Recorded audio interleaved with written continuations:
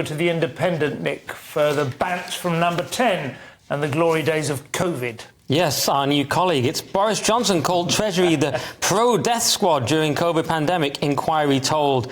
And of course, we've got this ludicrous kangaroo court sort of inquiry thing going on at the moment. And what's very frustrating about this is they're saying that there was no direct analysis from top scientists on how the Eat Out to Help Out scheme could impact infection rates. What's kind of annoying about that is there was no analysis of the actual lockdown and how that could affect anything. So that's all they care about. So it's very much sticking with the narrative. I mean, I don't mind Boris using a bit of gallows humour, and maybe you could say it's tasteless to call Treasury the pro-death squad, but Eat Out to Help Out is being demonised.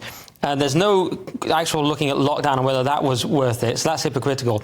And it's quite normal, actually, for the Treasury to be concerned mainly with money. I think that's like fairly reasonable. You know, Rishi was concerned with money, the Treasury was concerned with money, and then you take their opinion and you make a gestalt of the whole thing, don't you? That's what they're meant to do. So I don't mind that, but they're saying it like it's a terrible thing, and Sunak pushed back on the Treasury urged Sunak to push back on the circuit breaker lockdown, which was probably a sensible thing as well, so. I mean, I totally agree with you. That is the Treasury's job. I do think Eat Out to Help Out was a ridiculous scheme. Yeah. It annoyed me at the time. The one thing I had not missed, to be honest, was like the opportunity to go to restaurants in the evening. See, these are the words of someone who didn't grow up in a restaurant. So my parents owned a restaurant. That's what we did. So you don't care about hospitality. I do. No, I think it was good. Pubs. I cared about comedy clubs. I cared about theatres and cinemas. But restaurants, and I live in the heart of Brighton and Hove is absolutely the economy is of that kind. But it would have been fine to just have them deliver. It seemed like it didn't make any sense. Like one moment we're not allowed to even leave our houses. The next moment we're all being paid to jam ourselves in. No, that's what it makes. I took advantage of it as much as I could. I went to kebab places and all the rest of it,